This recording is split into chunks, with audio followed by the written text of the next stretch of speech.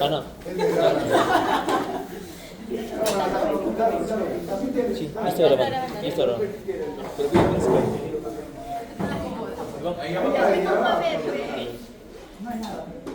Y el cable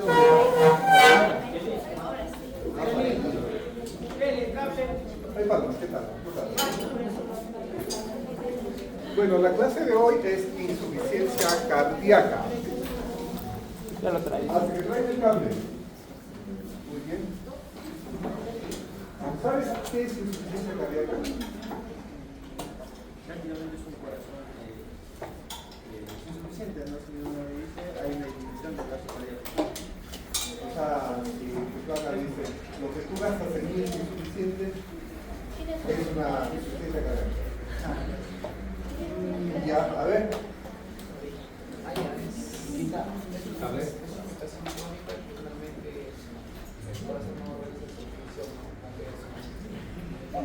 Ok, entonces es una condición crónica, ya saben algunas ideas nuevas, en el cual el corazón no realiza bien su función.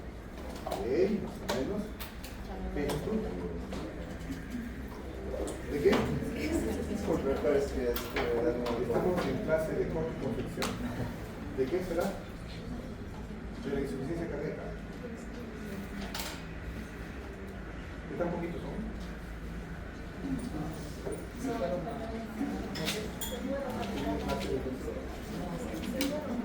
¿Y el cable no es cable?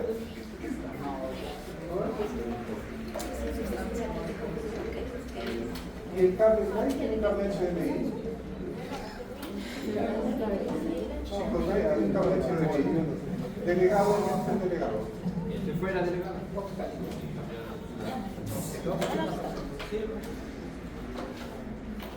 Ok, bueno. Pues en parte tienen razón. Bien, ¿cómo se llama la suma de síntomas? Me falta el aire. Signos. Hay hinchazón en las piernas, hay crepitantes, hepatomegalia. ¿Cómo se llama la suma de síntomas, lo que el paciente te refiere, y los signos que tú observas? ¿Cómo se llama? Síndrome. Entonces, la insuficiencia cardíaca es un síndrome que tiene síntomas típicos, que son la disnea o la falta de aire, puede haber la ortopnea, la línea paroxística nocturna, etc. Y signos, también típicos, ese ruido, crepitantes, edemas, hepatomegalia, infiltración yugular, que es el resultado de, ahí viene la cosa, es el resultado de un deterioro del corazón, ya sea en su estructura o en su función. ¿Ya? Y que este deterioro en la estructura o función del corazón va a conllevar a qué? A un mala performance o mal funcionamiento, ya sea en eyección o en relajación o llegado de movilidad. Entonces, punto número 1 es un síndrome. Punto número 2 es el resultado de muchas alteraciones estructurales o funcionales del corazón. Punto número 3, que lleva a qué? A una alteración en la función del corazón, ya sea a llenarse o a llenarse. ¿Ya? Existen etapas de la insuficiencia cardíaca, y las etapas de la insuficiencia cardíaca lo vamos a ver A, B, C, D. ¿Se acuerdan ustedes los estadios? ¿Por qué? Porque los expertos en insuficiencia cardíaca y en el corazón quieren poner estas etapas. ¿Por qué? Porque la insuficiencia cardíaca es un continuo. No es que yo amanezco con insuficiencia cardíaca hoy y ayer estaba normal, no es así. ¿Y cómo es un continuo? Primero empieza una persona sana como usted, pero después quizá aparece con el tiempo hipertensión, diabetes, obesidad, tabaquismo, o sea, ya hay factores de riesgo, pero todavía siguen saliendo, ¿no? Esa es la estadio A. Luego el estadio B, la hipertensión, diabetes, etc., ya comenzó a dañar al corazón, pero siguen sin ninguna molestia. ¿Okay? Luego tenemos el estadio C, ya tienen molestias. Y luego viene el último estadio, que las molestias son ya de tipo refractario. Entonces, la insuficiencia cardíaca es un continuo. Se inicia con un paciente que tiene factores de riesgo, hipertenso, diabético, quimioterapia, fumador, obeso, etc., que todavía al inicio no tiene ningún daño en su corazón. Luego pasa a tener un daño, pero todavía no tiene síntomas. El corazón creció, se dilató, bajó la función, se infartó, pero todavía no tiene síntomas. Y luego ya vienen los síntomas. Y posteriormente esos síntomas se vuelven cada vez más molestosos y refractarios. Entonces, por eso es que tenemos estadios en la historia natural de la insuficiencia cardíaca. Es muy importante también saber que la insuficiencia cardíaca tiene un gran impacto en la comunidad y en la salud pública. Hay desde 1 hasta 20 casos nuevos por cada 1000 personas al año.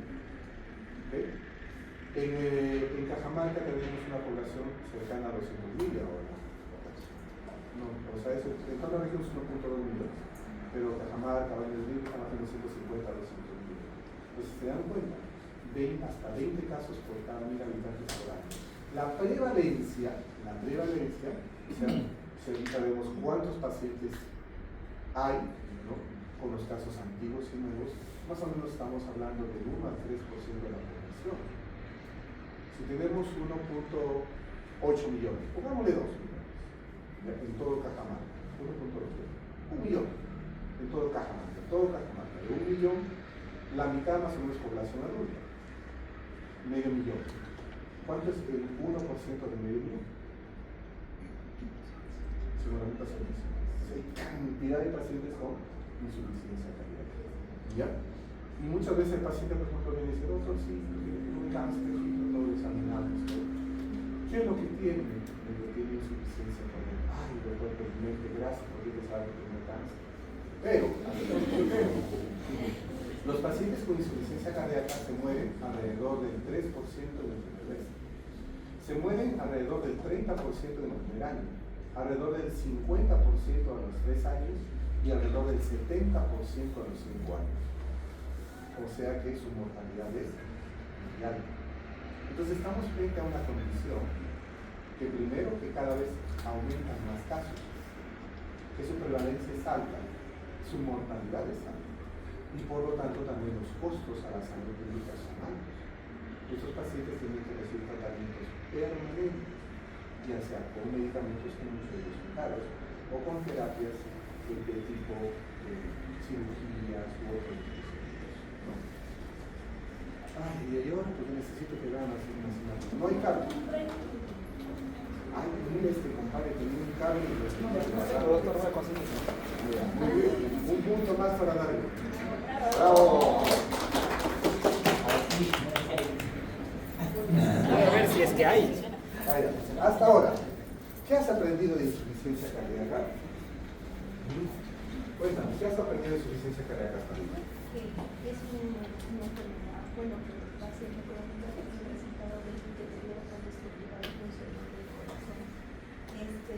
Presenta 4 grados, que se mueve el CLT, el A cuando hay pocos síntomas, pero ya hay como unos antecedentes que hay hipertensión, hay diabetes, el C es. ¿No? Primero, la insuficiencia cardíaca es un síndrome. Segundo, si el síndrome tiene signos y síntomas típicos, disneumonía, edemas, duplicación yugular, vamos a ver, que esto es el resultado de muchas cosas que lo dañan al corazón, o estructuralmente o funcionalmente, ¿de acuerdo? Y que la alteración va a 2 niveles, uno a la inyección y otro al llenado. ¿Ya?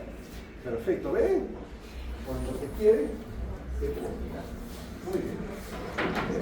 Alguien nos hace sufrir todavía, ¿ves? Será administración.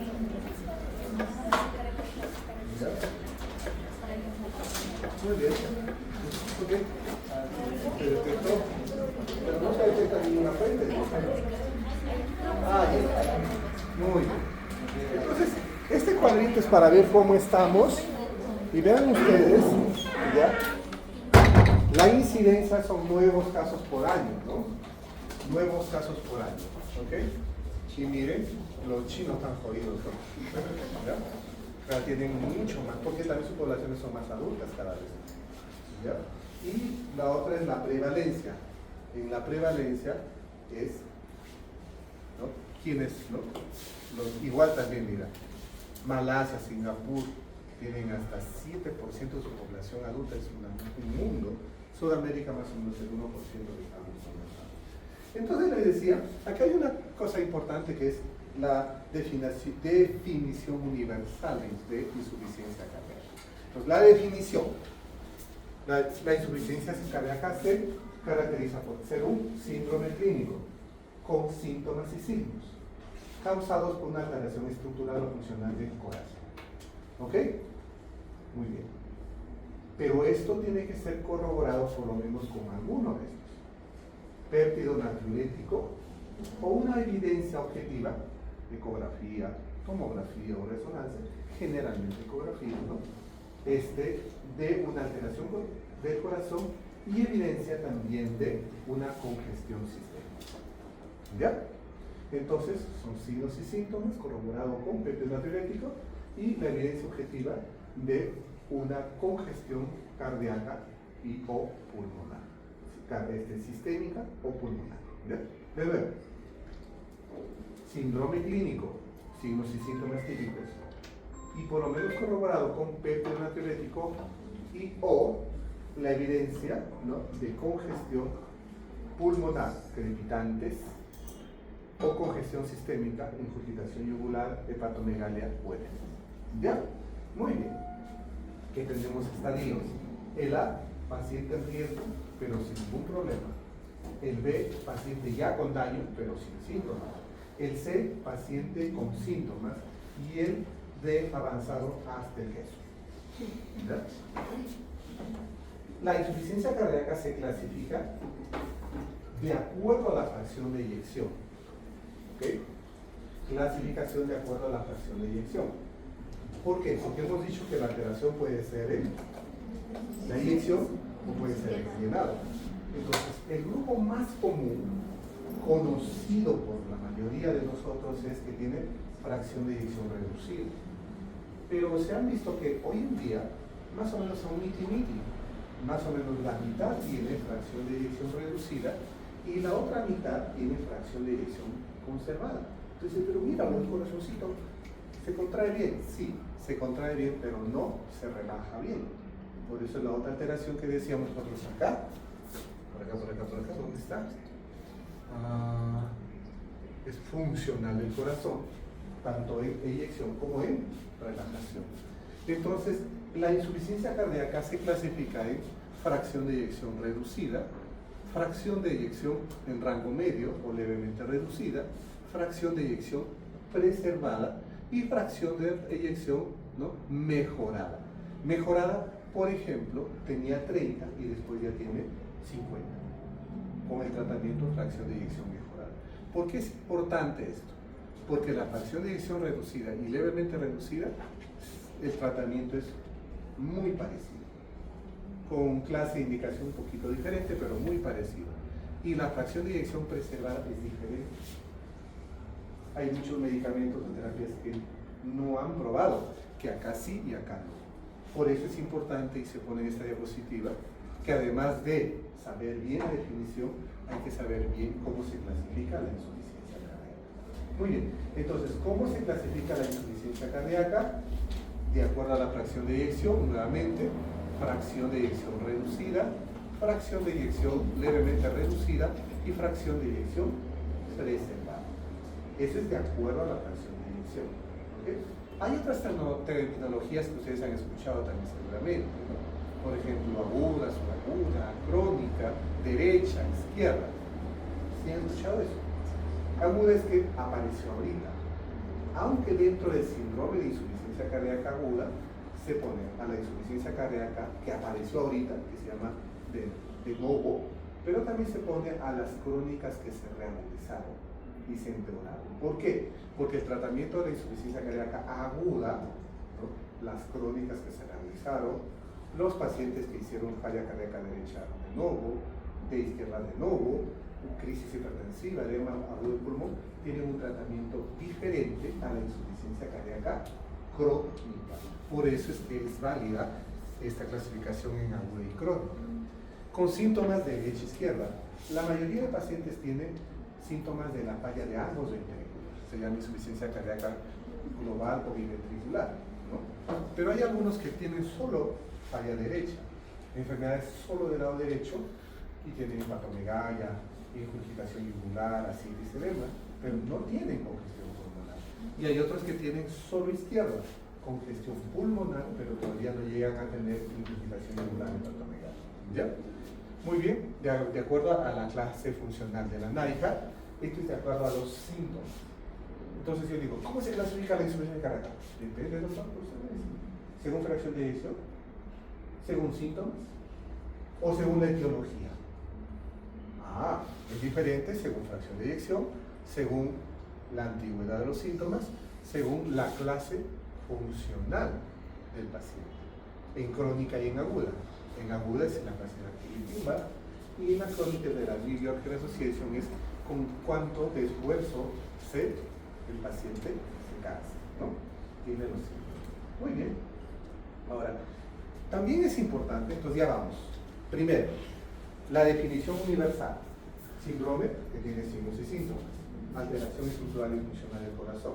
¿Ok? Que obviamente, además de eso, tiene que ser corroborado con un péndulo diurético y signos de congestión. Que los estadios van de la A hasta el D. ¿De acuerdo? Y que según fracción de eyección es fracción de eyección reducida, levemente reducida, preservada y mejorada. Según antigüedad o presentación es aguda y crónica. Según clase funcional es 1, 2, 3, 4 de New York Association, de acuerdo a los síntomas con los que se presentan en el ejercicio. Según Killy-Kimball, el agudo es 1, 2, 3, 4, de acuerdo al paciente si está sin congestión pulmonar, con congestión pulmonar y choque cardiogénico. ¿De acuerdo? Ahora, según la causa, esto es importante, porque no es lo mismo decir tengo una insuficiencia cardíaca isquémica y no isquémica. ¿Por qué? Porque en la isquémica, ¿qué tengo que hacer?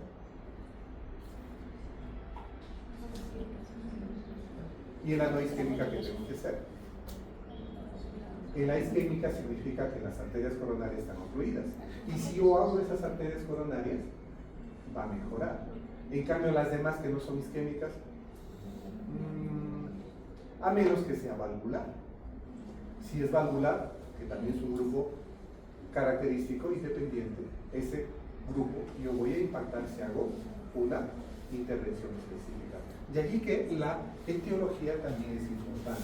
Entonces, la mitad o más de la mitad de la insuficiencia cardíaca es de tipo isquémica. ¿Qué significa isquémica?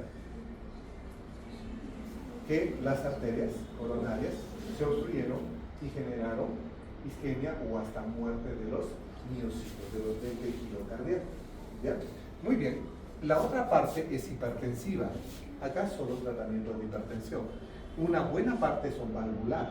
Acá yo puedo intervenir, cambio la válvula y mejoro al paciente. Y acá están los otros.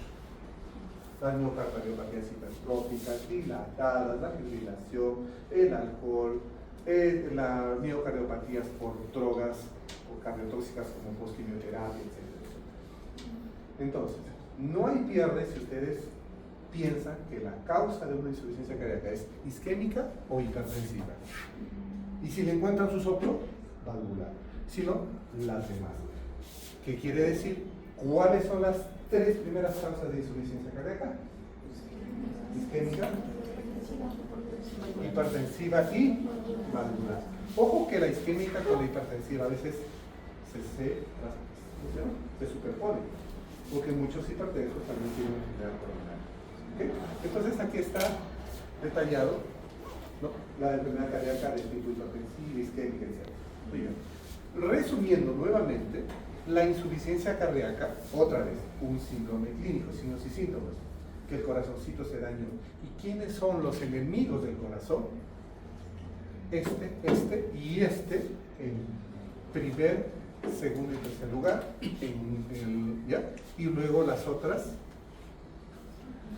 son, digamos, las misceláneas. ¿Ya? De ahí importantísimo identificar isquémica y valvular, porque en estos yo puedo corregir la causa y mejorar los síntomas de insuficiencia cardíaca. ¿Se acuerdan esto de fisiología y fisiopatología y medicina 1? Que el corazón, los determinantes para la función cardíaca son, uno, la contractilidad, fuerza, pero no todo es fuerza, porque me he dicho que hay corazones que tienen buena fuerza, pero no se relajan bien. El otro es la precarga y el otro es la poscarga. La precarga es la cantidad de líquido que le llega y está relacionado a la tensión justo al final del llenado. Y esto, la poscarga, es la resistencia para agotar. Está relacionado a la presión justo al final de la contracción. Entonces, depende mucho de la cantidad de sangre que llega al corazón, depende mucho de la resistencia y de la contractilidad. Esto por una frecuencia cardíaca, bueno, es un volumen de inyección, por una frecuencia cardíaca es el volumen bruto, y si lo indexamos es el índice cardíaco. Esto de precarga, ya también ustedes lo conocen, ¿no? Que la tensión de la pared durante la diástole y que refleja, en palabras simples, el volumen sanguíneo al final de la diástole. Entonces, cuando ustedes dicen, está con insuficiencia cardíaca, bájale la precarga, ¿qué significa? ¿Y qué puedo hacer para bajarle la precarga? Muy bien. Entonces, este paciente tiene mucha poscarga. Bájale la poscarga. ¿Qué le puedo dar? No.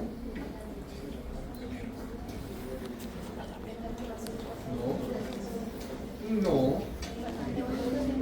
Un vasodilatador. Todos los IECAS, árados y también los nitratos producen vasodilatación. ¿Ya? Muy bien. Y también tiene que ver obviamente con la contractilidad. Y la contractilidad tiene que ver con todo el sistema troponina, quina, miosina y con los niveles de calcio también. Es importante saber que cuando un ventrículo está bien, ¿ya? Cuando un ventrículo está bien, le aumentas el volumen y mejora la contractilidad, porque le estás estirando a las fibras y se contrae mejor, ¿no? Un elástico, ustedes lo estiran y se va a contraer mejor. Pero en un paciente que ya tiene una contractilidad deprimida, al inicio funciona un poquito, pero rápidamente se desacopla y ya no se contrae. ¿Ya? Este es un elástico de buena calidad y este es un elástico como sus calzoncillos de mala calidad, ¿no? Que rápidamente se va a desacoplar. Y también, ¿qué es lo que pasa con la poscarga en un paciente con insuficiencia cardíaca? Cuando la contractilidad no es normal, le metes más poscarga y puede bajar un poquito, pero el corazón resiste. Pero si a un corazón que está a la justa le aumentas poscarga, rápidamente se deprime y se empeora sus síntomas. ¿Ya? Ok, entonces en la insuficiencia cardíaca ya saben que hay cambios hemodinámicos, cambios neurohumorales y cambios celulares. Y esto lo hemos visto a través de la historia. Antes pensaban que la insuficiencia cardíaca solamente era que el corazón no tiene fuerza y que aumentan las presiones de llenado y nada más. Entonces, si no mejor, entonces dale diurético y dale digoxina y ya está. Y dicen, oye, diurético y digoxina y nada. Y de pronto a alguien se le ocurrió y comenzó a medir niveles de adrenalina. El sangre estaba volando los pacientes con insuficiencia cardíaca. Y dijo, ¿sabes qué? Hay que darle beta bloqueante a estos pacientes. ¿Estás loco tú? Tienes un loco calato. ¿Cómo le vas a dar un beta bloqueante a un paciente que su función está a las justas? No, es que tiene mucha noradrenalina. Entonces hicieron los estudios y se demostró que los beta bloqueantes mejoraban a la insuficiencia cardíaca. ¿Por qué? Porque ahí entramos a otra era de la investigación de insuficiencia cardíaca, donde vimos que la insuficiencia cardíaca, ¿no?, se debe a alteraciones de ciertos ejes hormonales, como el eje 1, renina, angiotensina, aldosterona; 2, péptide antiolítico; 3, sistema nervioso simpático; 4, se olvidaron. Vamos a ver después, quédese con la duda. Y luego de esto vemos que no solamente hay cambios neurohormonales, sino también cambios a nivel celular. Y ahora la terapia va más allá, ¿ya? Entonces, cuando hay una injuria miocárdica, es cierto, se altera el gasto cardíaco, el llenado arterial, pero esto, que es la primera etapa que comenzábamos hace muchos años a pensar que solo era eso. No, hay más allá. Hay activación del sistema nervioso simpático, renina-angiotensina, y eso produce retención de sal, retención de agua, vasoconstricción, que al inicio trata de compensar un poquito, pero después empeora la situación, ¿ya? Bueno, este es el modelo hemodinámico de los años 60, 70, ¿no? Donde se pensaba todo que obviamente era un tema hemodinámico, de precarga, poscarga y de contracción, pero no es así. Luego se ha visto que hay una serie de sistemas que están alterados. Vamos a hacer rápido para ver esto, ¿no? Esto resume todos los sistemas que están involucrados. Miren, los sistemas que están involucrados son el sistema renina, angiotensina, aldosterona. Recuerden ustedes, el riñón produce renina, la renina hace que el angiotensinógeno pase a angiotensina 1, podemos bloquear aquí. ¿Qué medicamento? Alisquiré. Angiotensina 1 a 2, podemos bloquear acá. Surgieron los IECAS. Angiotensina 2 a los receptores AT1 y AT2. AT1 lo bloqueamos acá. ¿Quién? Los ARA2. Ay, mire, dijeron, oye, pero el enalapril solo es para la presión. No. Y entonces los pacientes con insuficiencia cardíaca que les dieron IECAS mejoraban, porque la sobreexpresión de esto produce vasoconstricción y daño de las células, fibrosis. Entonces, si yo bloqueo acá con alisquirin, bloqueo acá con enalapril, captopril, acá con valsartán, mejoro aquí, ¿de acuerdo? Entonces, hay otros también, vías AT2 es vasodilatación, perfecto. Por acá tenemos el sistema adrenalina, si bloqueo acá con beta bloqueantes, adrenalina y noradrenalina, ¿qué puedo hacer? Mejoró la vasoconstricción. Si acá la aldosterona, lo bloqueo la aldosterona con inhibidor receptores de mineralocorticoides, ¿cuáles son? Espironolactona, ¿qué más? Hay más. Eplerenona, ¿qué más? Ya. También mejoró la insuficiencia cardíaca. Uy, miren, pero luego aparecieron otros más. Mira los ARNI. Hay también aumento de los péptidos natriuréticos. Y si yo acá doy análogos de péptidos natriuréticos, ¿no? O bloqueo los ARNI, también puedo mejorar. ¿Ok? Entonces se dan cuenta cómo van avanzando las herramientas terapéuticas conforme vamos avanzando en la comprensión de la insuficiencia cardíaca. Entonces, un sistema que es muy conocido, el sistema nervioso simpático, tiene efectos a corto plazo, claro, la adrenalina le hace que el corazón lata más rápido, más fuerte, ¿okay? ¿No? La resistencia vascular periférica hace que se redistribuya el flujo, ¿no? Pero después, esto es como cuando una mentirilla se hace más grande, más grande, más grande, eso lleva a ¿qué? A vasoconstricción, aumenta el consumo de oxígeno, hipertrofia, arritmias y se empeora todo. Por eso es que si nosotros bloqueamos la sobreexpresión del sistema nervioso simpático, puedo mejorar. El otro sistema, la angiotensina, ya hemos visto también, que la final es la angiotensina 2, yendo a los receptores AT1, o la aldosterona, entonces que producen vasoconstricción, fibrosis, etc. Si yo bloqueo eso, también voy a mejorar. Entonces, acá mira lo que tenemos, que el sistema renina-angiotensina-aldosterona, que al inicio trata de mejorar un poquito, pero luego produce arritmias, fibrosis, vasoconstricción, hipertrofia, comenzó a empeorar todo, ¿ok? Y la aldosterona igual, produce hipertrofias, arritmias, alteración simpática, alteración de vasoreceptores, retención de sodio, lo puedo mejorar.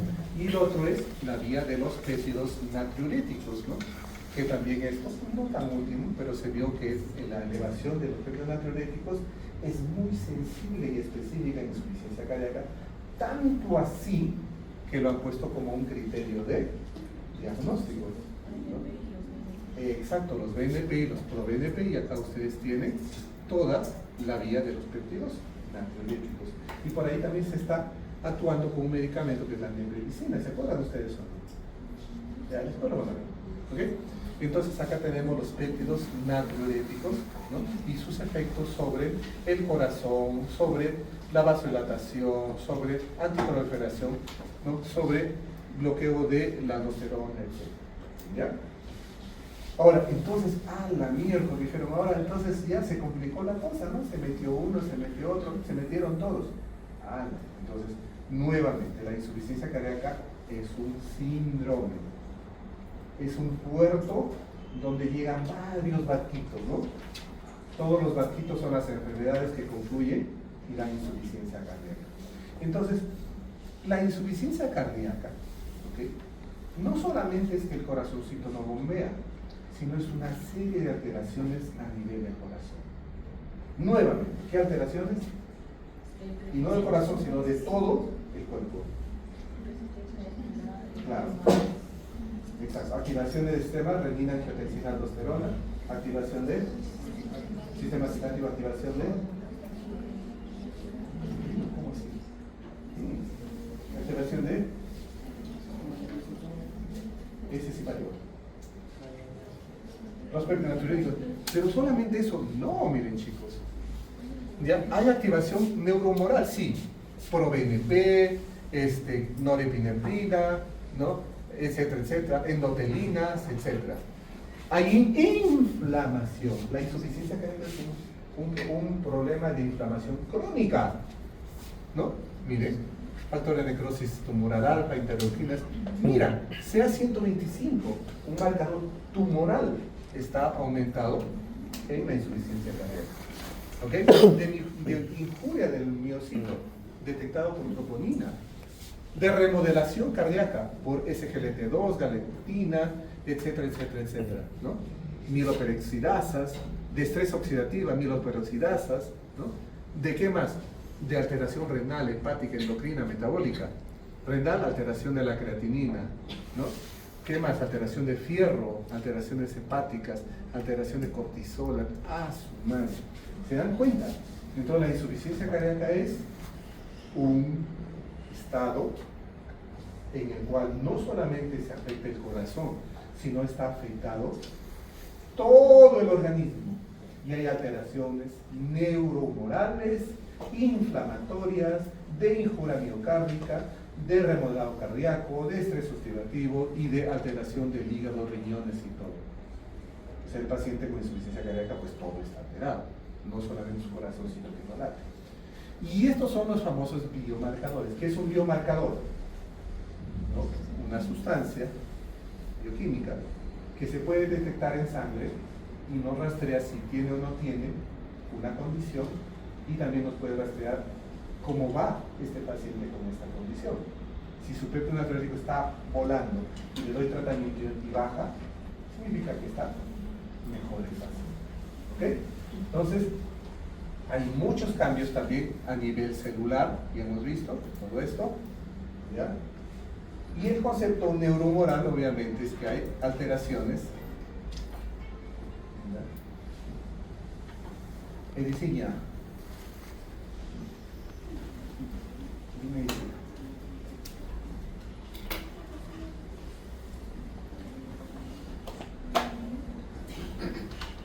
12, pon un palito. Ahorita lo vuelvo a ver.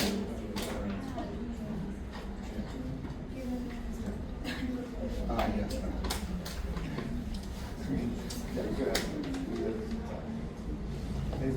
Otra vez lo mismo. Daño inicial, activación de todos los sistemas. Al inicio aguanta la cosa y luego no se puede y se presentan los síntomas. Muy bien. Entonces ya, para terminar, lo que nosotros vemos es solamente la puntita del iceberg. ¿Ya? Y la puntita del iceberg es que la insuficiencia cardíaca es cuestión de una bombita que no se contrae nada más. Que no se contrae bien, que tiene mucha poscarga, que tiene mucha precarga. No es así.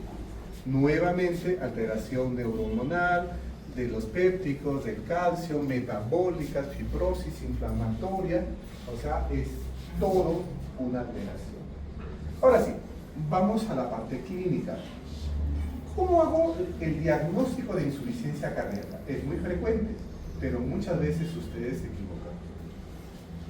¿Tiene falta de aire y es insuficiencia cardíaca? No necesariamente, no necesariamente. Así es, vamos a ver. Entonces, para hacer diagnóstico, recurrimos al viejo método de la historia clínica. En la historia clínica, primero pregunto, luego examino. Luego, si ya tengo exámenes, también los uso. Luego con eso elaboro síndromes y luego posibles causas que se llamarán hipótesis. Luego yo complemento con exámenes complementarios de imágenes de laboratorio en busca de ¿qué? De cumplir criterios. Por ejemplo, tal enfermedad tiene criterio 1, 2, 3 y 4. Tiene 1 nomás, busca el 3, el 4 y el 5. Completaste, sí, ahora ya. Entonces tu hipótesis ya no es una hipótesis, sino tu hipótesis ahora se convierte en ¿qué? En un diagnóstico de tipo de. Entonces siempre hay que hacer, ¿no?, la historia clínica y luego de eso su examen físico y sus exámenes básicos que son electrocardiograma y radiografía. Recuerden ustedes, si tienen signos y síntomas, péptido natriurético. Y luego de todas maneras una ecocardiografía. ¿Por qué? Porque la ecocardiografía me confirma que hay una alteración o en la contracción o en la relajación y me clasifica por fracción de eyección. Y también me da la etiología. Si en la ecografía veo que una válvula está obstruida, la insuficiencia será por valvulopatía. Si en la ecografía veo que una parte del corazón está muerta y no se contrae, será cardiopatía isquémica, ¿no? Si en la ecografía veo un corazón grueso, hipertrófico y tiene hipertensión, será una cardiopatía de tipo hipertensivo. Muy bien. Entonces ya saben, preguntamos, examinamos y pedimos los exámenes complementarios para llegar a nuestro diagnóstico. ¿Qué preguntamos? Primero, en los síntomas. ¿Tiene disnea? Falta de aire al esfuerzo. ¿Tiene ortopnea? Cuando se acuesta, se ahoga, le falta el aire. ¿Ok? ¿Tiene disnea paroxística nocturna? Estoy durmiendo tranquilo, doctor, y de pronto mi marido se levanta, que le falta el aire, se sienta, se agita y luego otra vez eso. Si tiene edemas, si tiene distensión abdominal. ¿Ok? Y luego veo los signos. Entonces acá tengo los síntomas más típicos: disnea, ortopnea, disnea paroxística nocturna, fatiga. Los menos típicos son nocturna, sibilancias, confusión, depresión, mareo, síncope. Y esto es lo que voy a examinar. Ojo, tengo que examinar signos vitales. Luego, aspecto general. Luego, cabeza, cuello, tórax, abdomen, extremidades. En orden. Nunca pierdan el orden. Siempre ordenadito, como un checklist. Van avanzando de uno en uno. ¿Ya? Nunca se lancen hasta el final, porque ahí se confunden, ¿no? Igual, cuando están conociendo a una persona, paso por paso. Paso 1, hola. Paso 2, al día siguiente, besito. Ya, paso 3, ¿cómo estás? Paso 4, ¿qué tal si nos vamos al comedor? No sé, ya, paso 5, es muy importante ser muy metódico en la vida. La clave del éxito es ser metódico en todo, paso por paso. Si ustedes obvian un paso, corren el riesgo, en este caso, de hacer un mal diagnóstico y mal tratamiento, y en su vida de meter la pata. Pero obviamente de los errores también se aprende, ¿ya? Y esto es lo que ustedes tienen que buscar: ingurgitación ingular, reflujo ingular, tercer ruido, impulso apical desplazado, aumento de peso, ¿no?, caquexia, soplo cardíaco, edema, derrame, crepitantes, etc. ¿Ya? Si encuentran esto es lo más típico. Si encuentran eso, obviamente el diagnóstico ya está más fácil. Vamos por partes, ¿no? En el pulso, este es un pulso normal y este es un pulso párvulo, inclusive que las justas. Eso significa que el volumen está bajito, una estenosis aórtica o una cardiopatía dilatada con una función que ya está en nada, ¿no? O sea, todas las noticias así. A las justas le dan un abracito nada más. En cambio el otro fuerte, ¿no? ¿Ok? O por ejemplo hay un pulso alternante también, toda la insuficiencia cardíaca. Luego vamos a el aspecto general. En el aspecto general el paciente va a estar disneico y por lo general va a estar sentadito y no en su cama echadito, porque echado le falta el aire. Luego me voy al cuello. En el cuello que encuentro, la hipoxidación yugular indica aumento de la presión a nivel venoso sistémico. Tejido celular y subcutáneo. Voy a la piernita, aplasto el dedito, edema. Si está echadito, en la zona sacra, si no de Godet. Muy bien. Luego voy a ¿qué? Al corazón. En el corazón, escuchar tercer ruido. Tercer ruido también es muy sugestivo de insuficiencia cardíaca. Es un signo muy específico. Es el ritmo de galope. Normalmente es lup, dup, lup, dup. Acá será lup, dup, dup, lup, dup, dup, lup, dup, dup, lup, dup, dup, lup, dup, dup, lup, dup, dup, lup, dup, dup. O cuarto ruido que se pega al primero. Sería lup, dup, dup, lup, dup, dup.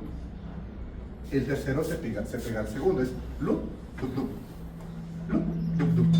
Y el cuarto se pega al primero. Acá tenemos cuarto, primero de dos, ¿no? Entonces el cuarto sería así, lup, dup, dup, lup, dup, dup.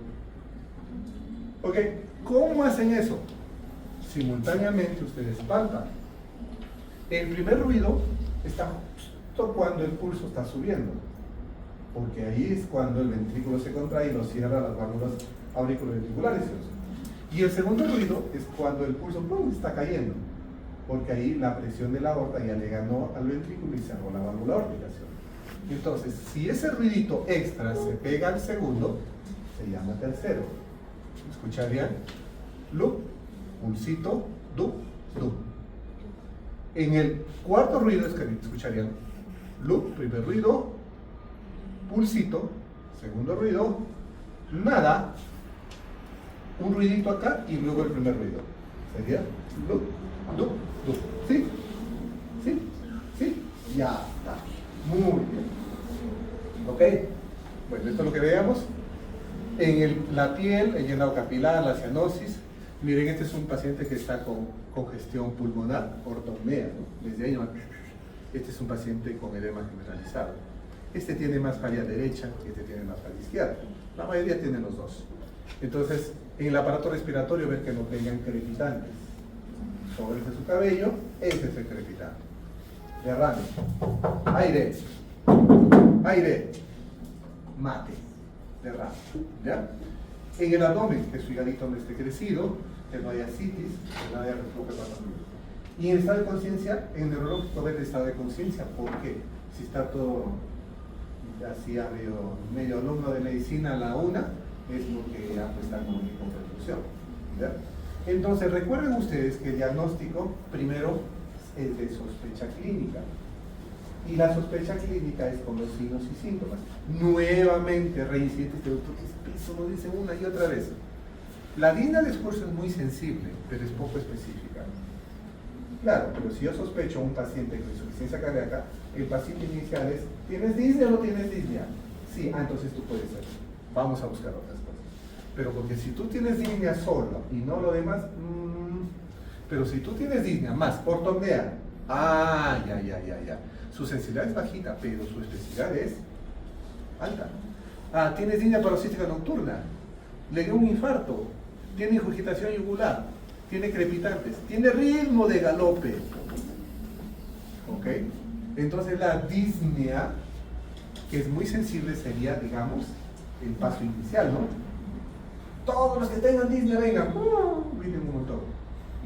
Y ahora sí, se quedan los que tienen disnea y tienen disnea paroxística nocturna.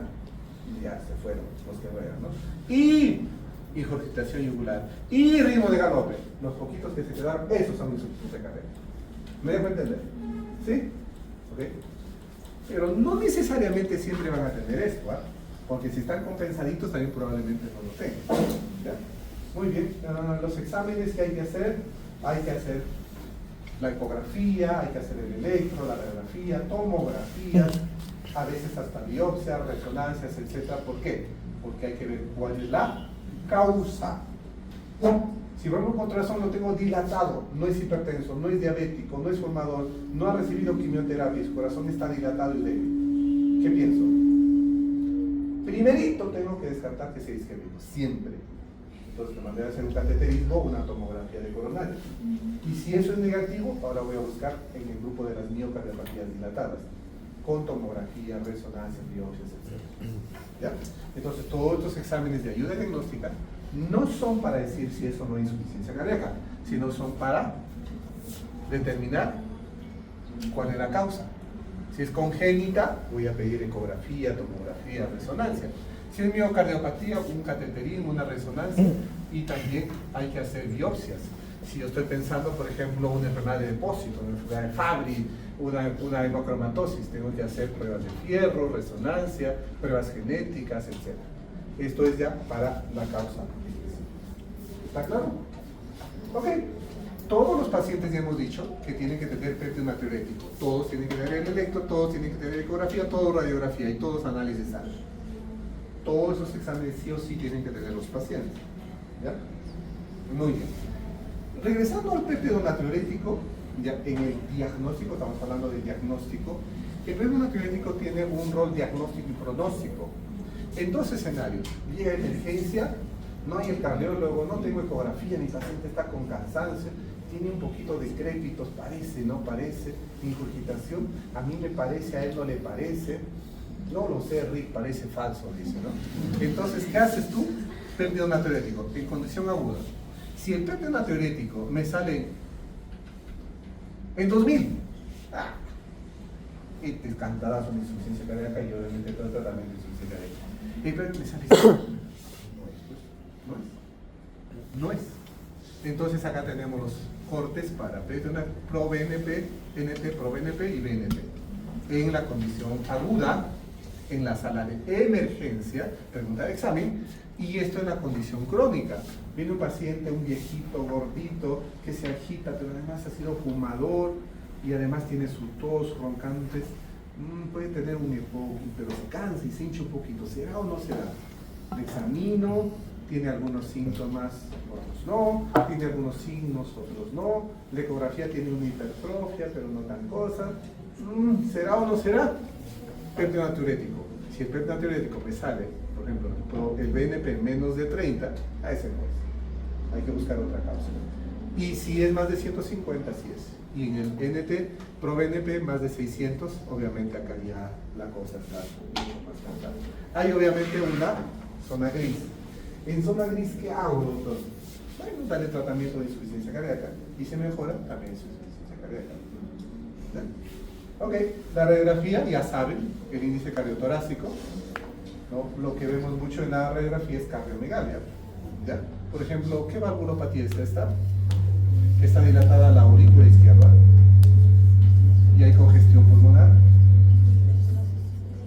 Estenosis mitral. Esta radiografía es típica del estenosis mitral, sin encuentro un soplo diastólico. Este es una cardiomegalia, un paciente que tuvo un infarto hace tiempo con un aneurisma. Esto es lo que vemos con el paciente que tiene edema, ¿no? Pulmonar con crepitantes, y vemos el edema primero intersticial, porque el líquido sale primero del capilar al intersticio, ¿sí?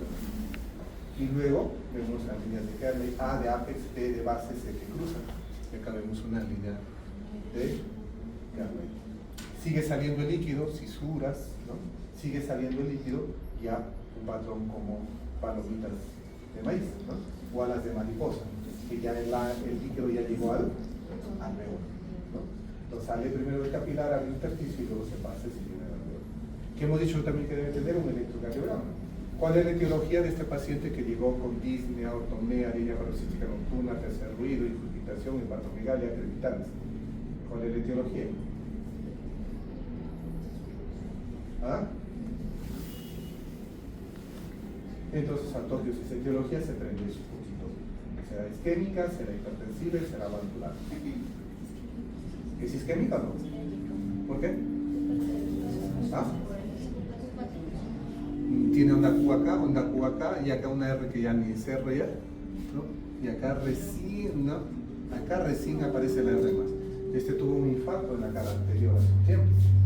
¿Ya? Muy bien. Entonces, seguimos con exámenes auxiliares. Todos deben tener su plaquita, buscando cardiomegalia y congestión. Todos deben tener su electro, buscando el ritmo, buscando si hay isquemia o no, y buscando si hay hipertrofia o no. ¿Ya? Todos deben tener su ecografía, porque la ecografía con la fracción de eyección me dice si es reducida, preservada, rango medio. Veo también los volúmenes y también veo la etiología, porque la ecografía me podrá decir, mire, esa válvula está rota, está obstruida, o tiene un infarto aquí, o tiene una dilatación, etc. ¿Ya? Eso les quise poner, porque seguimos el diagnóstico, ¿ya? que ahora suma signos y síntomas y radiografía. Esto es antiguo, ya no se usa, pero algunos de sus profesores lo van a ustedes escuchar, los criterios de Framingham para insuficiencia cardíaca, ¿no? ¿Ok? Entonces ustedes buscan los criterios mayores y menores, que son signos, síntomas y exámenes.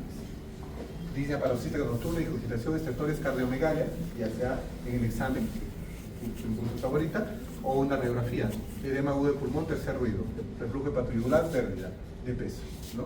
Entonces, de acuerdo a eso, vamos a ver que con dos criterios mayores, o uno mayor y tres menores, se puede llegar a la insuficiencia cardíaca, y estos son los criterios menores, ¿ya? Ya no se usa esto, lo que hemos dicho primero es signos y síntomas típicos, y ahí de frente tienes que irte a periodo natriurético y ecografía. ¿De acuerdo? ¿No? Nuevamente acá tenemos, miren, signos y signos típicos, su electro también, periodo natriurético y de frente a ecografía. ¿Por qué? Porque esta es la condición para el diagnóstico. Esto también, y esto nos da, ¿qué? Y la causa. Entonces, cuando confirmamos, hay que definir el fenotipo. Fenotipo es la forma como se presenta. Fracción de edición reducida, rango medio o preservada. Y además determina ¿qué determina la etiología? Determina la etiología. Y al determinar obviamente la etiología, nosotros ya podemos dar un tratamiento dirigido. Muy dirigido. ¿Ya? Este tratamiento. Miren, esto es hasta el 2021, nos falta actualizar todavía acá en la línea, ¿no? Porque todavía acá hay otros tratamientos, ¿ya? Todos los estudios que se han hecho, miren, a la mierda, todos son clinical trials. ¿Saben qué son los clinical trials? Son multicéntricos, dobles ciegos, ¿no? ¿Ya? ¿Qué es eso? Estudios mundiales, en muchos centros, ¿no? Aleatorizados, ¿no? A veces doble, triple ciego, ¿no? Entonces miren, empezaron aquí, obviamente, empezaron, ¿no? Con los IECAS, ARA2, ¿no? Miren, beta bloqueantes, ARA2, ¿ves? Bloqueadores de mineralocorticoides, ARNIS, y acá en los SGLT2. Va viendo cómo va la evolución, ¿no? Ahora, ustedes saben que para los exámenes, estos ensayos clínicos, hay muchísimo dinero, ¿no? El Perú en el tema cardiovascular no es tan fuerte. El Perú es muy fuerte en el tema de oncología. ¿Por qué? Porque también hay mucho dinero ahí. El INS recién se ha metido con fuerza para regular esto. Porque también hay cosas y cosas. Porque todos estos estudios son multicéntricos. ¿Y a dónde van? Muchas veces iban a países en vías de desarrollo, con bajos o medianos ingresos, ¿no? ¿Por qué? Porque con esto el paciente puede acceder a un tratamiento novedoso, moderno, caro, que no podría pagar. Pero que todavía no está obviamente ya aprobado, está generalmente en fase 3, por lo general los estudios, ¿no? Y también obviamente ha hecho dinero al investigador, también al grupo investigador. Entonces acá hay que tener mucho cuidado con los temas éticos. ¿Ya? Entonces hay que proteger siempre a las poblaciones vulnerables. Las poblaciones vulnerables son, por ejemplo, gente de campo, con poca nivel socioeconómico, la gente con enfermedades, etc. Y hay un rol importantísimo de nosotros, ¿no? En salvaguardar los principios éticos de toda investigación. Y los principios éticos obviamente son uno, que es el de autonomía, que el paciente quiera realmente participar en el estudio con debidamente recontra súper informado. El segundo principio es de la beneficencia y no maleficencia, ¿no? Que el tratamiento obviamente no le va a causar un daño, sino obviamente le va a causar un bien. Y el último principio es el de la justicia, ¿no? Que todos entran al estudio, que tengan la misma oportunidad de entrar al estudio. Y esos obviamente, esos principios se vulneró en el famoso estudio de vacuna Gates. No hubo un tema de justicia, ¿no? O sea, había un lote que decían, lote aleatorizado, no sabemos lo que tienen. Algunos tienen placebo y otros tienen vacuna. Ahí, denle a todos ellos. Y hay un lote que decía vacuna, y ahí que nos vacunamos nosotros. ¿Se acuerdan o no del caso vacuna Gates? ¿Sí? ¿No se acuerdan? Ahí estuvo involucrada pues, la ministra, la doctora Pilar Macetti, que es una capa, pero igual se involucró, Vizcarra y todo eso, con la vacuna de COVID, Sinopharm. Ok, pero regresemos nuevamente. Entonces, en el Perú, nosotros como peruanos hemos participado en algunos de estos estudios, ¿no? Lo ideal sería que obviamente participemos más en estos estudios, ¿ya? Porque son estudios novedosos, modernos, y los pacientes se benefician, porque cuando entra en un estudio, ahí sí la atención es a uno, desde el tamizaje, desde el cuidado, de la lista de chequeo, o sea, recontra súper bien cuidado del paciente, ¿no? A los otros, los dejas por ahí nomás, ¿ya? Y obviamente se benefician. ¿Por qué? Porque también están recibiendo tratamientos novedosos, caros, que pueden beneficiar al paciente, ¿no? Entonces, estos son los últimos estudios que se ha hecho, como ven ustedes, en los ISGLT2, ya de modo que se utiliza IECA ahora 2, ya aprobado, se utiliza betabloqueantes, ya aprobado, se utiliza, ¿qué más?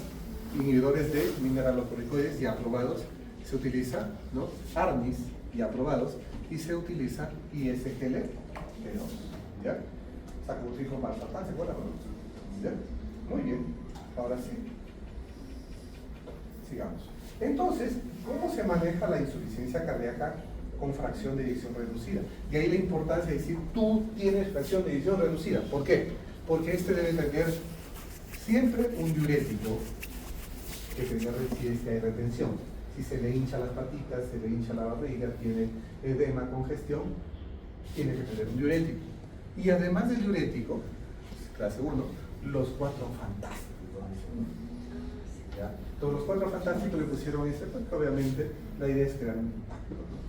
Entonces, si dicen, tiene que tener 4 medicamentos probados. ¿Eran 4? No, eran 3, compa. No, compa, son 5. No, son 6. En cambio, los 4 fantásticos, no se puede olvidar de los 4 fantásticos, pero no. O son 3 fantásticos. Son 4, ¿no? Y los 4 fantásticos son, 1, los IECA, ¿no? IECA o ARA2, o 2, los beta bloqueantes. ¿Se acuerdan en la línea? 3, los bloqueadores de mineralocorticoides, y 4, los ISGLT2, los 4 fantásticos. Ojo, que eso es para fracción de eyección reducida. Y además, otros tratamientos complementarios, si es que además tiene complejo QRS ancho, ¿no? Un resincronizador, ¿no? ¿Ok? ¿Qué más? ¿Qué más? ¿No? Si tiene además arritmias, un resincronizador más un cardiovertor, etc. ¿Ya? Y otras terapias también que vamos a ver por aquí. Aquí está. Acá está más completito. Entonces, su diurético, eso sí o sí, siempre y cuando tenga edemas. Y además sus 4 fantásticos, IECA2, beta bloqueantes, inhibidores de mineralocorticoides y ISGLT2. Pongámosle un nombre al primero.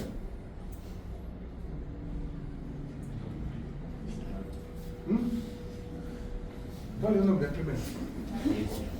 Doctorcita, ¿qué tomo? Agüita.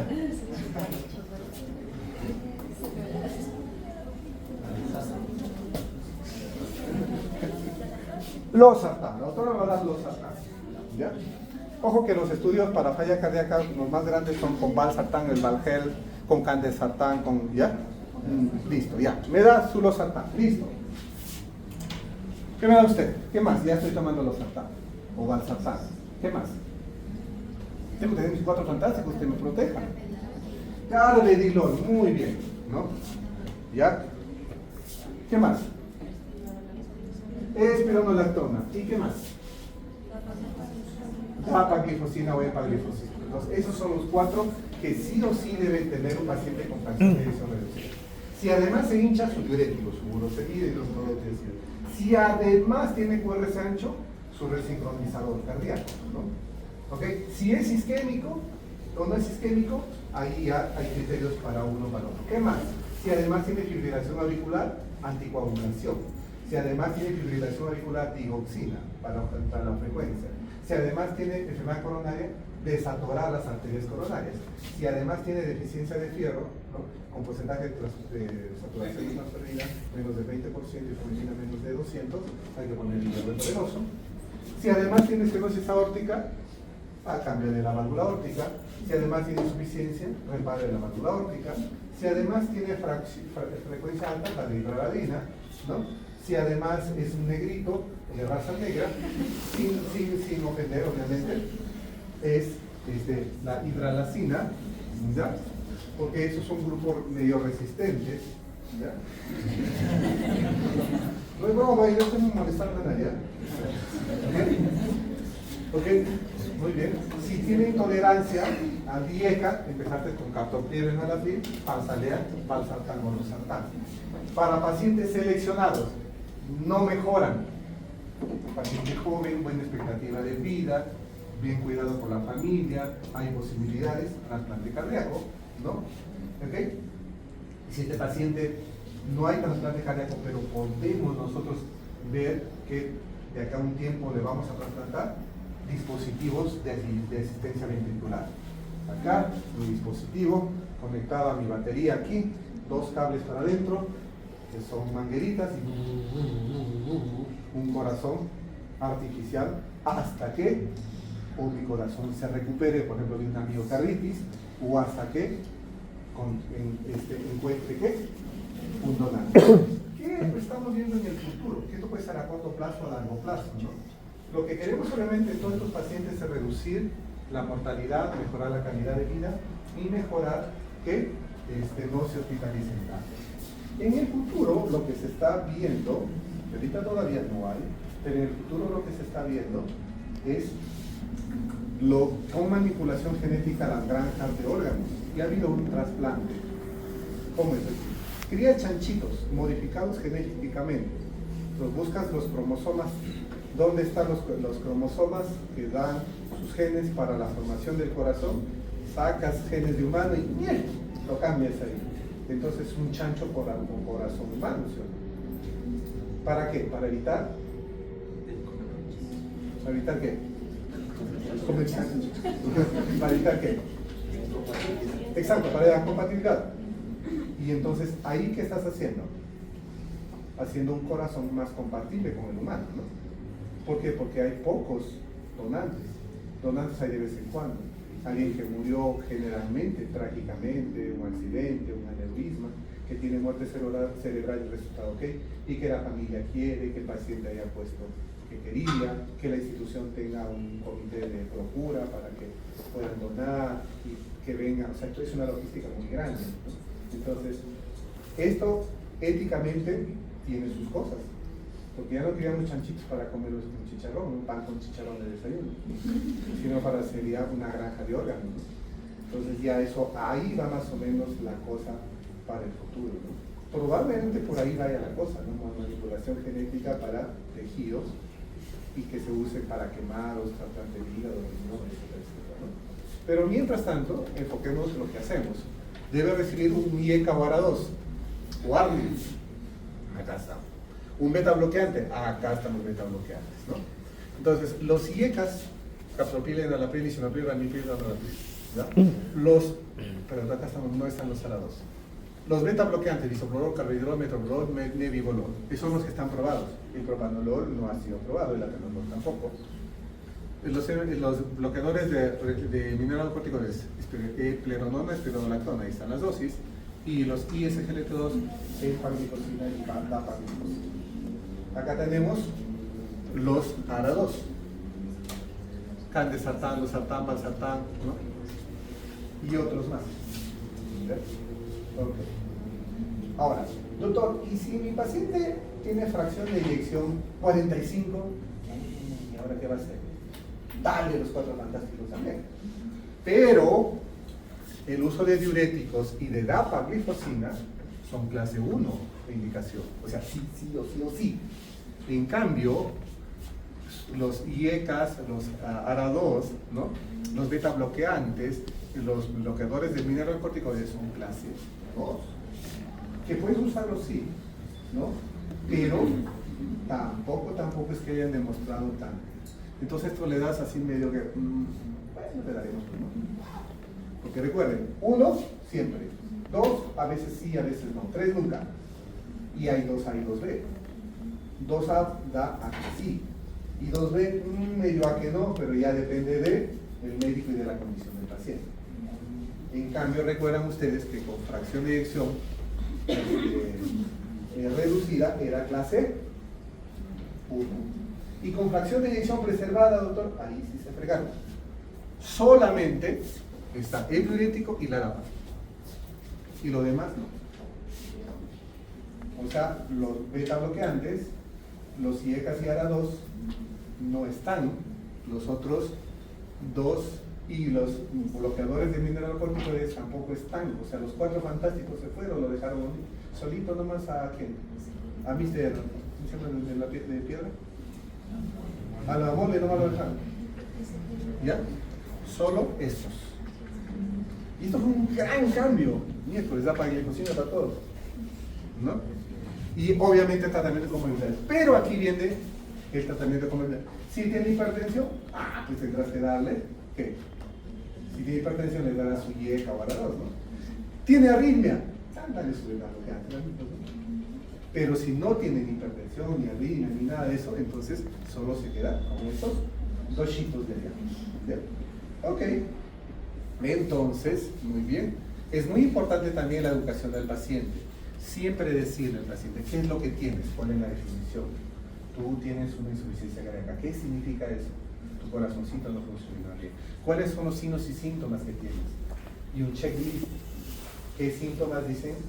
Que estás en verde, o sea, estás bien controladito en casa. Que están en amarillo, que comienza a cansar, hincharte un poquito. Y que estás en rojo, estás descompensado. Yo les doy así un checklist tipo semáforo a los pacientes para decir, si tienes esto, nos vemos de acá en 1 o 2 meses. Si tienes esto, llamas por favor y vienes a la consulta. Si no encuentras cita, vienes y me buscas para darte una adicional. Pero si tienes esto, tienes que ir corriendo a la emergencia, ni me llamas. Te vas a emergencia y de emergencia ya que me llamas. ¿No? Claro, si por ejemplo el paciente está hipotenso, trastorno de conciencia, ese ya está en rojo. El tratamiento, tienen que comprender bien sus indicaciones, las dosis. Les doy su cajita, una cajita dividido por días de la semana, con su celular ahí, que suele todo el mundo anda con su celular, ¿no? Modificación de los factores de riesgo, ¿no? Que dejar de fumar, dejar de tomar, hacer ejercicio, comer sano, no renegar con la esposa, con el esposo, no voy a decir que soy machista, ¿ya? ¿Ok? Su alimentación y hacer ejercicio, de preferencia en un programa de ejercicio. ¿Qué más? ¿Qué más además de eso? ¿Ya? Actividad sexual también, que es importante, los pacientes preguntan, ¿no? Que pueden tener obviamente su actividad sexual es normal, que no hay una contraindicación, sino el señor viene molesto, mi esposa ya no me hace caso, y señora, ¿qué pasó? No, es que qué tal si ahí se muere. No es broma, no es broma, ustedes lo ven a broma todos ustedes, ¿sabes? Eso es importante, obviamente, que hay que conversar con el paciente. Y allí que, no sé si ustedes vieron una película, hay una película de un pata que era un cirujano, neurocirujano, era de antigüita, era un capo, y él decía que los pacientes hay que verlos así nomás como casas y se acabó, porque si no pierde la objetividad. Y luego el pata comenzó a tener un cáncer de larín y ahí cambió todo lo otro. Recontra madre, era el mejor hospital, pero no había humanidad. Entonces es importante la atención humana al paciente, ¿no? Hay que comprender al paciente sus dudas, explicarle. Doctor, ¿y me vacuno o no me vacuno? ¿Qué me importa, no? ¿No? Si tiene trastorno del sueño, que cumpla su tratamiento, aspectos psicológicos, ¿no? A veces hacer terapia, tener un grupo de apoyo, ¿no? Como ustedes, ¿no? Cuando solo a uno lo jalan, está llorando ahí, los demás están, ¿qué? Pero en cambio, cuando lo jalan a la mitad se juntan, dicen, y se apoyan, ¿no? Vamos a trabajar. Entonces, los grupos de apoyo también, ¿no? El pronóstico también es importante para poder tomar decisiones basadas en una situación real. No es bueno ocultar información al paciente, pero tampoco es bueno, pues, ¿no? ¿Qué tiene, doctorcito? Dígame, señora, ¿qué tiene? Su corazón está mal, pues. ¿Qué significa eso? Ya no late, pues. ¿Y por qué? Porque esta vieja está gorda. No, señora, su corazón no funciona bien. ¿Y por qué? Pues es propio de la edad también. Hay que bajar de peso, intentar con mucho peso. La glucosa, no decir que esa vieja está gorda, ¿no? ¿Okay? Entonces, siempre también ver los efectos adversos. La tos, El incremento de potasio es muy importante, algunos pacientes nos han muerto por hiperpotasemia, la hipotensión, ¿no? La bradicardia, la frialdad, la disfunción eréctil, etcétera, etcétera. Es importante saber explicar, saber nosotros primero y saber explicar también a los pacientes que tengan cuidado con esos efectos colaterales. ¿Ya? ¿Qué más? Y esto que les decíamos, para grupos selectos con fracción de eyección reducida y arritmia, cardiodesfibrilador y resincronizador sistémico RC ancho. Es muy importante decir si un paciente tiene cardiopatía isquémica. ¿Por qué? Porque esto le cambia la vida. El corazón está viendo, ya no jala ya. Tiene una arteria obstruida acá, otra por acá. Previamente hay que demostrar que la arteria está obstruida, con cateterismo, y demostrar que ese miocardio todavía está vivo. Porque ¿cómo le vas a regalar a Rosas a alguien que ya nunca en tu vida te va a hacer caso? No, pues no. Entonces igual, ¿cómo vas a revascularizar a un corazón que ya está necrótico? Pero si está todavía vivo, o sea, está atontado con isquemia, le regresa el flujo y regresa la función. Y obviamente esto se hace mediante cirugías de puentes o bypass. La arteria está tapada acá. El catéter no pudo pasar. El gasquitero no lo pudo destapar. Entonces viene el doctor zapatero, le saca la mamaria y lo pone acá. ¿Ya? O le hace un huequito aquí y le pone una vena y le pone para abajo, ¿no? O el doctor Gorky, que es nuestro gasquitero oficial, viene y con sus álbumes y sus globitos lo desatora. Y ese paciente que estaba malita, y luego comienza a caminar sola, a hacer sus cosas, todo, ¿no? ¿Muy bien? O si tiene un paciente que tiene un sopositólico eyectivo aórtico que se va al cuello y se cansa y se cae al piso, ¿qué le cambian a qué? ¿La válvula qué? Aórtica, y obviamente ese paciente que tenía una sobrevida de 2 o 3 años puede vivir 20 o 30 años y con mínimos síntomas o sin síntomas. La resincronización cardíaca, cuando vemos pacientes que tienen ¿qué? Que tienen QRS muy anchos. Cuando son QRS muy anchos, es como que el corazón ya no se contrae bien, sino se contrae lento y desincronizado. Entonces, pacientes con insuficiencia cardíaca y QRS ancho pueden mejorar, ¿no? Se pone un catéter en el ventrículo derecho, ¿no? Lo más cercano a la rama derecha, y se pone otro catéter por el seno coronario que trata de acercarse un poco más al fascículo anterior del arterio izquierdo, y ahí hace que le estimule más o menos parejito. ¿Para qué? Para que la estimulación del corazón sea más uniforme, más sincrónica. Y también la rehabilitación cardíaca ayuda muchísimo, ¿no? Pacientes que tienen insuficiencia cardíaca, preferentemente fracción de eyección reducida y capacidad funcional reducida, entran en estos programas de insuficiencia cardíaca y mejoran su calidad de vida tremendamente, ¿no? Estos son los dispositivos que les decía, ¿no? ¿Ya? Entonces, por ejemplo, acá tenemos dispositivos externos. Hay dispositivos en salas de UCI, ECMO, por ejemplo, valor de compensación, etc. Impela, esos son catéter aquí, catéter acá, o 2 catéteres aquí. Un catéter va por la vena cava hasta la aurícula casi, ¿no? Y el otro catéter va hasta la aorta, ¿ya? Entonces, una máquina, ¿no? ¿Qué hace? Le succiona la sangre de la aurícula cerca de la cava, lo lleva a una máquina que oxigena y le da presión, y luego lo regresa hacia la base de la aorta, ¿no? Generalmente pacientes con infarto agudo, miocarditis aguda, esa falla cardíaca aguda, que están a las justas y tú quieres salvar. Y dices, esto es un puente ¿para qué? Para hacerle la cirugía, para revascularizarlo, para corregir una válvula rota, un septum roto, o ya le hice todo y el corazón está hasta las justas hasta que se recupere. Pero eso obviamente es una terapia de apoyo, ¿okay? En otros pacientes ya donde su corazoncito ya no jala ya, pueden ir a dispositivos crónicos. Estos son crónicos, ¿ven? Acá está en el ventrículo, acá está en se canula la aorta, ¿okay? Y acá se canula el ventrículo. Entonces, ¿qué hace? Succiona la sangre del ventrículo y acá lo bombea. Esto es una bomba. Hay bombas pulsátiles y bombas continuas. Las bombas continuas son como una turbina, ¿no? Mejor son las pulsátiles porque nuestro organismo pulsátil, ¿ya? Pero tiene sus cosas también. Primero, ¿quién va a tener pues, un millonario, ¿no? Y con su baterita, las infecciones, etc., ¿no? Pero esto, hay gente que ha vivido, reportes que ha vivido hasta más de un año. El otro tema es el trasplante de corazón. Pues vienen acá, lo cortan la aorta, la pulmonar, la vena cava superior, la vena cava inferior y la aurícula izquierda lo ¡pum!, por la mitad. ¿Por qué? Porque arrastran las 4 venas pulmonares, ¿no? Y luego lo empatan. ¿Okay? Y este es el trasplante de corazón, ¿no? Que también tiene sus cosas, ¿no? Tiene también trasplantes, puede tener su rechazo agudo, rechazo crónico.